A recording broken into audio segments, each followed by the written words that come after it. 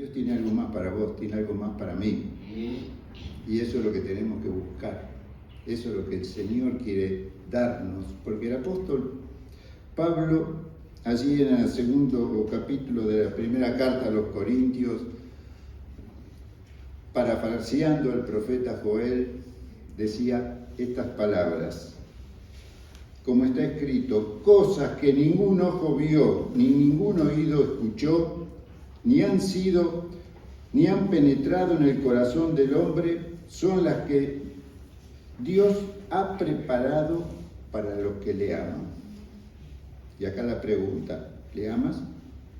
Dios tiene cosas preparadas mucho más. Pero dice algo más. Pero Dios no la reveló a nosotros por medio del Espíritu, porque el Espíritu lo escudriña todo, aún las profundidades de Dios. Y aquí entramos en el tema del Pentecostés. Ese Pentecostés no era una tradición. Este Pentecostés no es una tradición. Es un estatuto perpetuo que Dios puso en su palabra, en la ley de Moisés. Pero tenía un propósito Dios, no para que nosotros nos convirtiéramos al judaísmo, tenía un propósito distinto, que vamos a tratar de elaborarlo, comprenderlo y experimentarlo. En Deuteronomio capítulo 16, versículo 16 y 17 nos dice lo siguiente. Yo estoy usando la versión Reina Valera contemporánea. Puede haber alguna diferencia cuando entremos al texto base de la predicación. 3 veces al año todos tus varones se presentarán delante del Señor tu Dios, en el lugar donde Él escoja. Se presentarán en la fiesta solemne de los panes sin levaduras, la Pascua. En la fiesta solemne de las semanas, Pentecostés. Y en la fiesta solemne de las enramadas, los tabernáculos. Y ninguno de ellos se presentará delante del Señor con las manos vacías. Hoy es Pentecostés, ¿qué trajiste? ¿Qué pasa? ¿Se cayeron todos? Cada uno presentará su ofrenda conforme a la bendición que el Señor tu Dios te haya dado. ¿Cuántas bendiciones Dios nos dio, no? ¿Sabe qué? La primera bendición, la primera ofrenda que yo puedo entregar en mi vida. Si tú no trajiste, o sea, el diezmo, la ofrenda es algo accesorio, pero tiene que salir del corazón, de la vida de uno. ¿Por qué? Porque esa es la ofrenda genuina que Dios recibe en el altar, eso, olor fragante. Ahora bien, miremos un poco lo que Dios le estaba diciendo a Moisés. No estaba en la tierra prometida, estaba en el camino. Dios estaba proyectando el futuro de una nación santa. Ese futuro maravilloso donde ya preveía que los campos eran verdes, había cosecha y que el pueblo vivía en paz y que como consecuencia de esa bendición el pueblo iba y se gozaba y entregaba los primeros frutos. Ese era el Pentecostés. O sea que no fue una tradición. Pero ese Pentecostés, los sabios rabinos lo interpretan asociado a la Pascua, donde se hacían las primeras ofrendas de la cebada, y Pentecostés era la ofrenda del trigo. Pero ¿por qué se interpreta como la conclusión de la Pascua? Porque en la Pascua se celebra y se conmemora, se recuerda la liberación del pueblo escogido de Dios de la esclavitud que vivía en Egipto. Y en el Pentecostés se conmemora, se celebra, se recuerda y se vive la realidad de lo que Dios había prometido, llevarlo a una tierra donde fluye la leche y la miel. Y en esa primera cosecha, y si ustedes leen el libro de Josué se van a dar cuenta que ahí ni vienen tuvieron esa primera cosecha, también tuvieron la circuncisión, porque durante los 40 años el pueblo peregrinó a tientas, pero Dios lo seguía manteniendo. ¿Ustedes entienden lo que Dios hizo por nosotros? Lo que Dios hizo por Israel.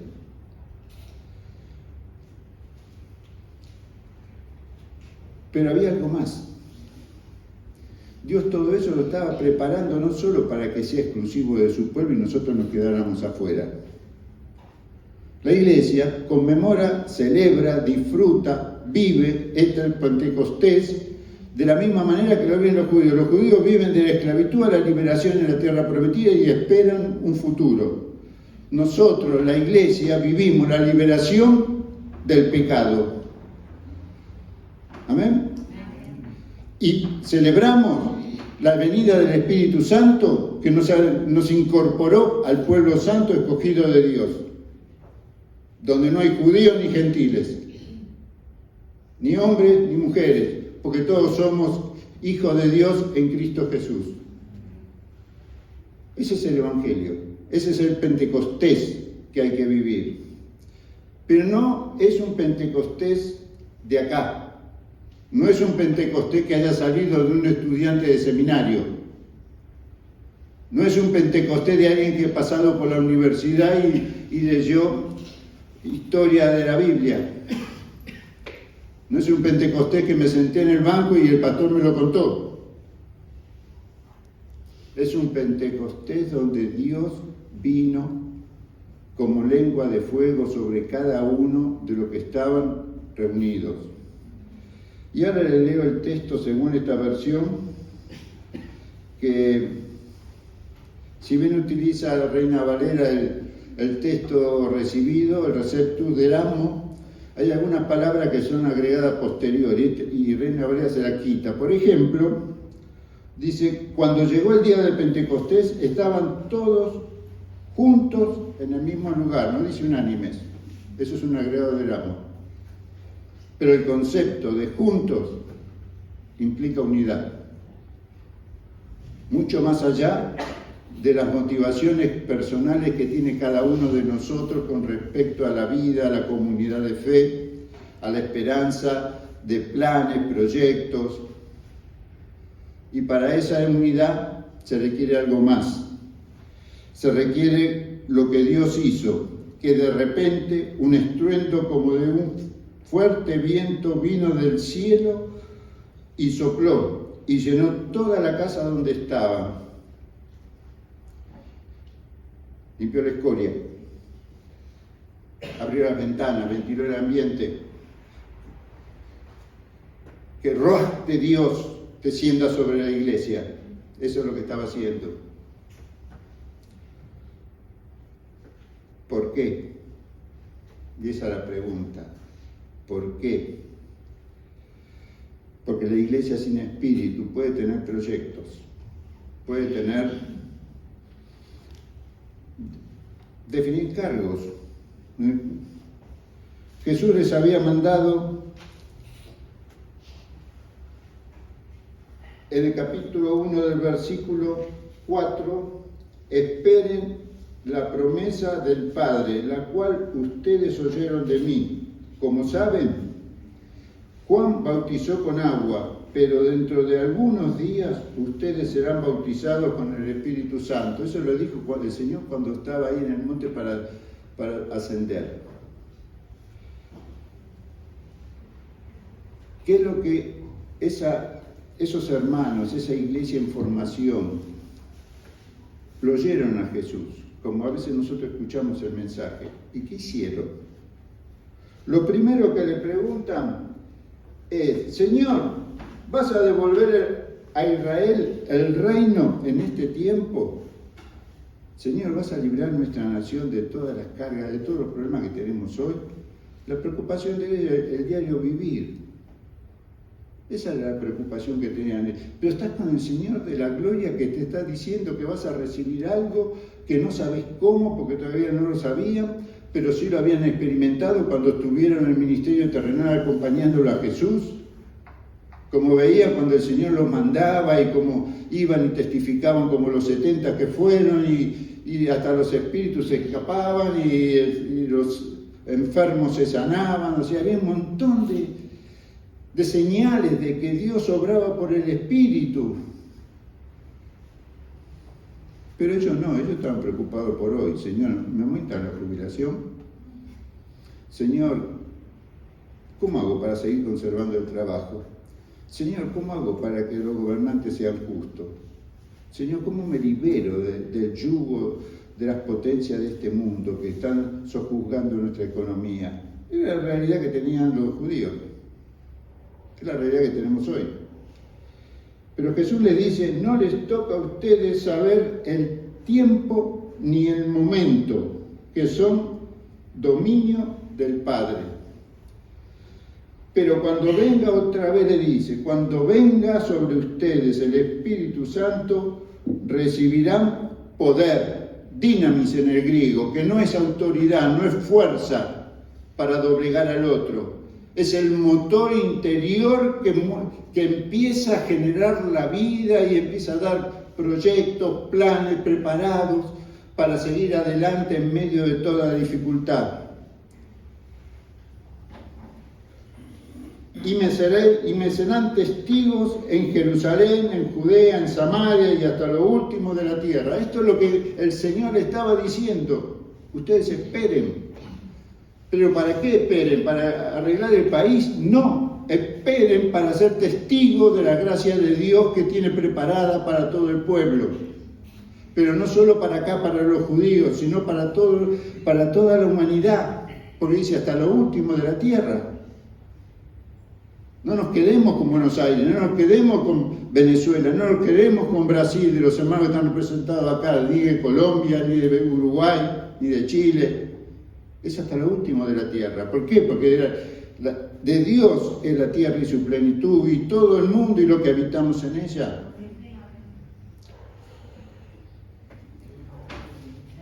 Se juntaron en el aposento alto, fueron 10 días terribles de espera, de inseguridad, de no saber qué pasa, de incertidumbre, pero estaban orando. Pero Pedro, al que le dieron la llave del reino de la iglesia, tenía que salirse otra vez con la suya, ¿no? O sea, dice, bueno, hermano, agarra la Biblia, los salmos, 2 porciones de salmo, el 109 y el 68, creo que, no me acuerdo bien, junta 2 versículos y se los propone a los hombres que estaban ahí reunidos.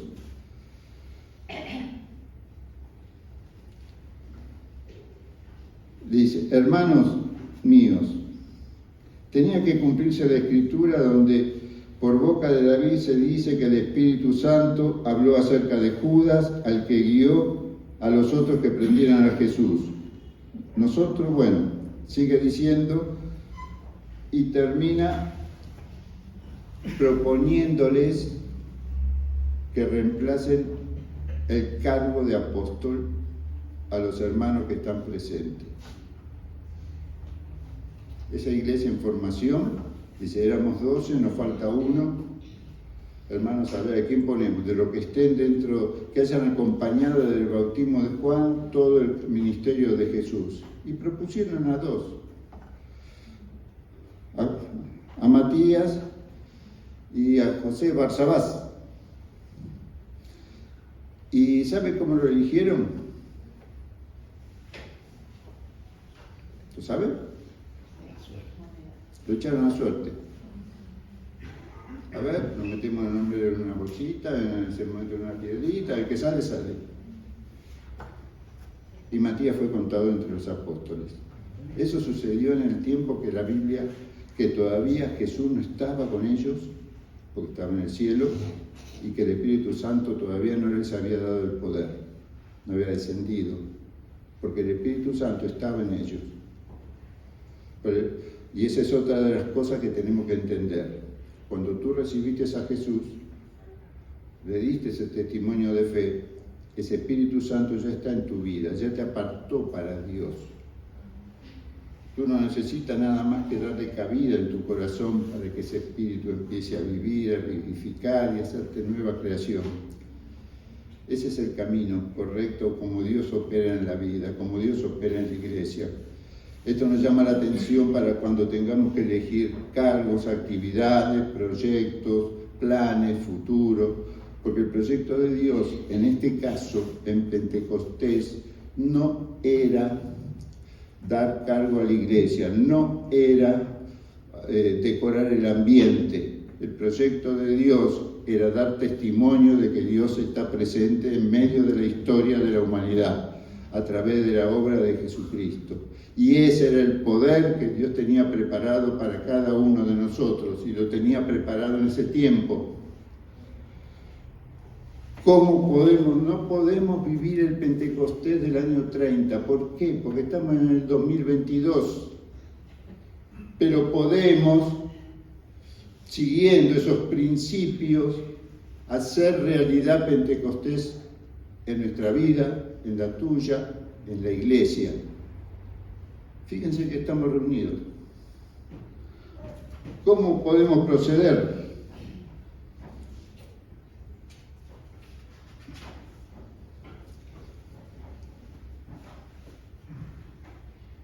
En aquel tiempo, nos dice el versículo 5 del capítulo 2, vivían en Jerusalén judíos piadosos que venían de todas las naciones.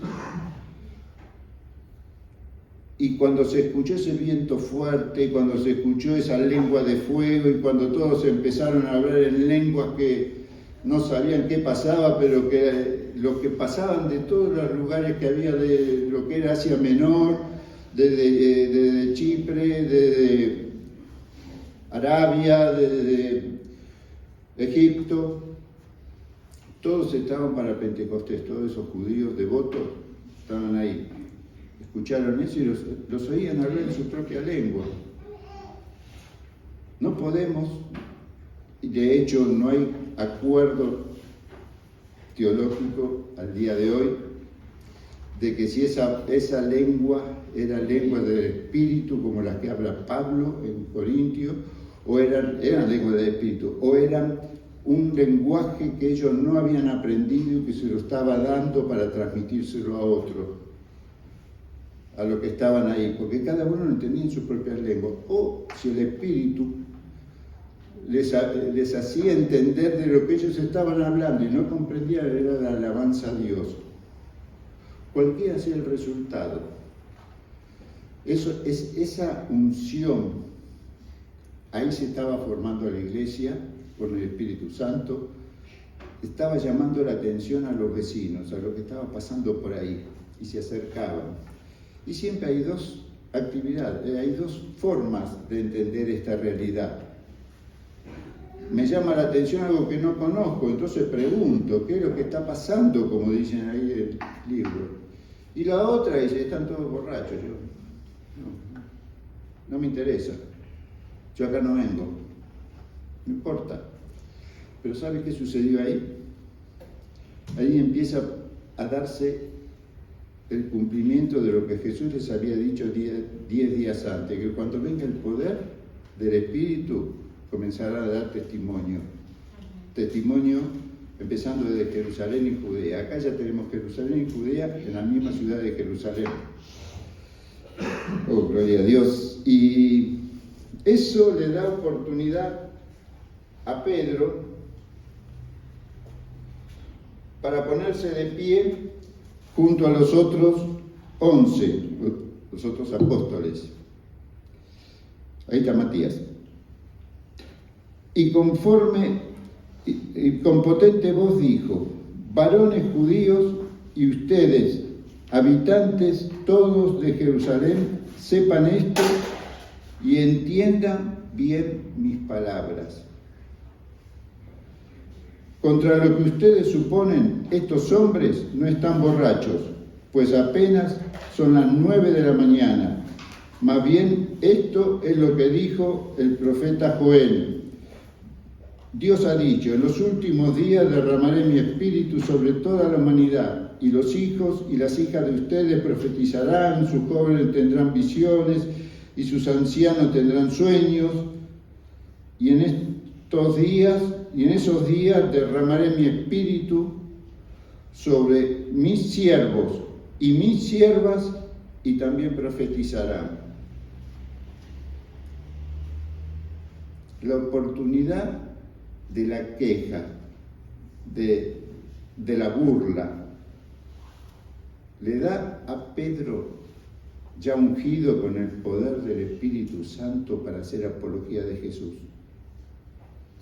para poder dar testimonio. Mire cuántas maneras hay de dar testimonio en la vida cada uno de nosotros, como cuando el Espíritu Santo con lengua de fuego nos toque a nosotros, nos llene y seamos como Jeremías, que ante la dificultad, no quiero hablar, pero resulta que había como un fuego adentro mío que quería callar y no pude, y entonces, bueno, que venga lo que venga. Señor, tú me mandaste aquí, me pusiste acá y yo tengo que hablar de las grandes cosas que tú has hecho en mi vida y de lo que puede hacer en aquel que me escucha.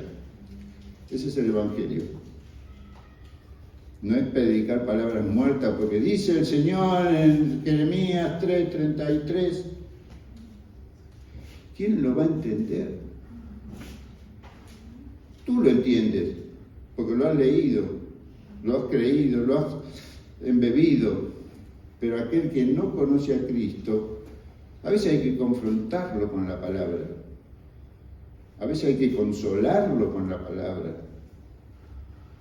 Y a veces hay que levantarlo con la palabra. Depende cómo el Señor te dé con su espíritu.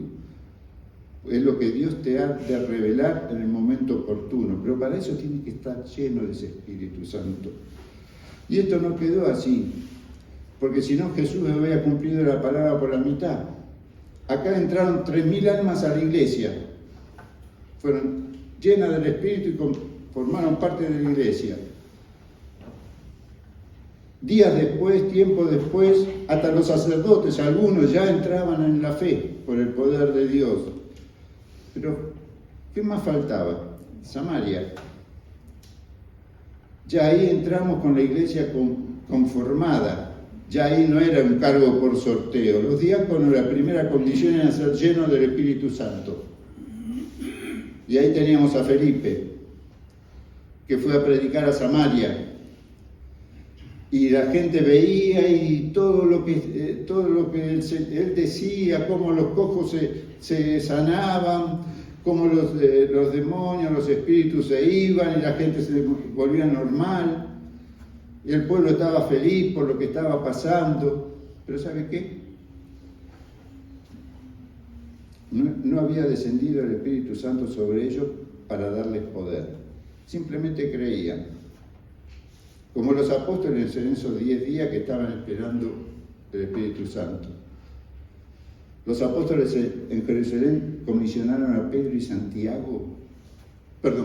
Juan, para que fueran a darle. Y cuando Pedro ora por ellos, les impone la mano, el Espíritu descendió y entonces empezaron a hablar en lenguas y profetizaron. En Jerusalén, en Judea, en Samaria, falta algo más. Amén. ¿Cuándo se da? ¿Y de qué manera se da?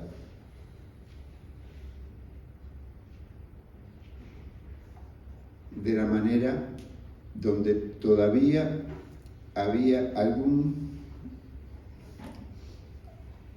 baluarte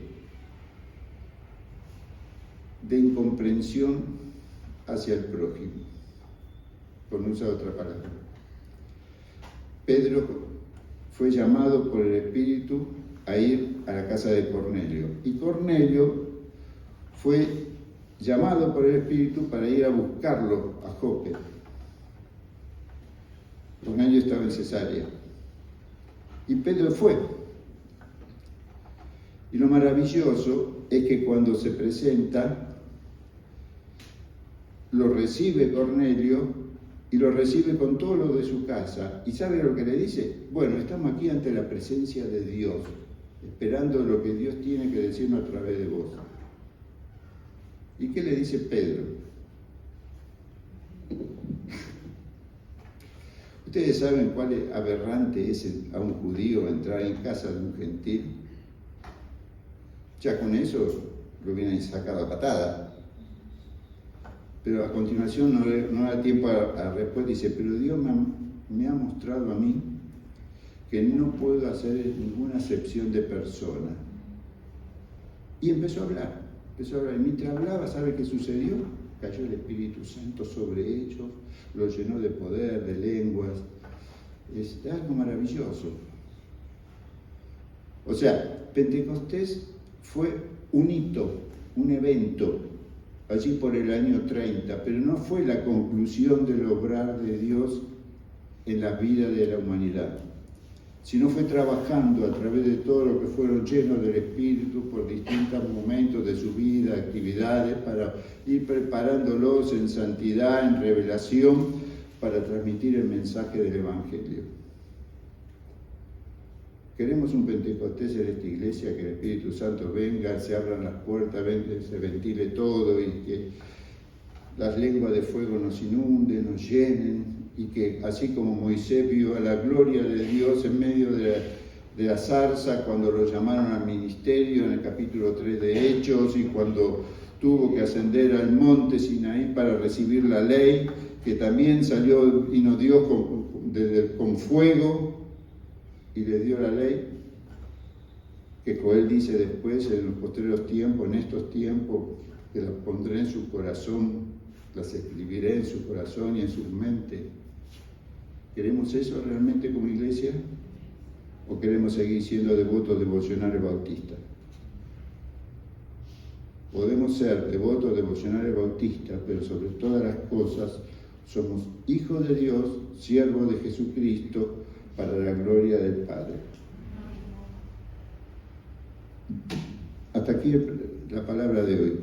Damos gracias a Dios, y todas las personas que tengan algún problema, alguna dificultad, algún temor, yo les pido que cierren los ojos y póngase a cuenta con Dios.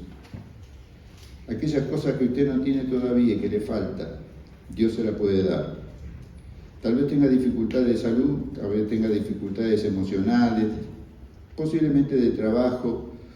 Mire, ni un justo es desamparado, ni sus hijos van a mendigar pan. ¿Por qué? Porque el Señor es el proveedor. Yahvé, Señor, yo te ruego en este día, yo he predicado tu palabra. Sabe bien, Señor, que yo preparé, pero lo que yo hablé hoy no fue una preparación, sino fue tu palabra. Así que yo te ruego, Señor, así como estás obrando en mi vida, estás obrando en esta iglesia, ahora, Señor, desciende con poder y Espíritu Santo en la vida de cada uno de los que estamos aquí presentes. No queremos, Señor, ser más devotos devocionales simplemente. Queremos tu llenura, Señor, para que la escoria de nuestro interior, nuestras mentes, nuestros pensamientos equivocados sean, Señor, encaminados con tu guía, con tu justicia. Señor, ese viento que separó las nubes, que no podíamos ver el cielo donde estaba Jesús a la diestra de Dios, así como como Esteban lo pudo ver, te pido, Señor, que esa claridad del cielo venga a nuestras vidas a través de este Espíritu. Inúndanos, Señor, con tu ser. Inúndanos con tu amor, Señor. Inúndanos para que nosotros podamos rebalsar ese amor, esa unión, y podamos ser testigos en fidelidad, Señor, de tu gracia, de tu salvación. Yo te pido en este día, Señor, de Pentecostés, que sea realmente una celebración de espíritu, donde tu presencia, Señor, inunde esta iglesia, donde tu presencia, Señor, esté obrando en nuestras vidas, donde esté sanando, Señor, las diferencias que tengamos entre hermanos, que sane la diferencia, Señor, que tengamos ante la comunidad, que, Señor, que sanes nuestro ser en todo sentido. Tú sabes, Señor, lo que nos falta, tú sabes lo que nos sobra, Señor. Que ese espíritu recio, Señor, mueva nuestros corazones, no por nosotros, sino para darte gloria, Señor, y para ser testigos de la gracia salvadora que tú has venido a dar a través de Jesucristo. Y mientras Él vuelva, Señor, que tu iglesia se levante en poder, espíritu y palabra, para convencer al mundo de justicia, de pecado y de juicio, no por nuestro testimonio, sino por el obrar del Espíritu Santo que tú has traído a este lugar. A ti sea la gloria, Padre. Bendito día, Señor. Te felicito, Señor, por todas las obras que estás haciendo en este lugar. Te felicito, Dios, y te adoro, te alabo y te bendigo en el nombre glorioso de Jesús. Amén. Amén. Que Dios le bendiga.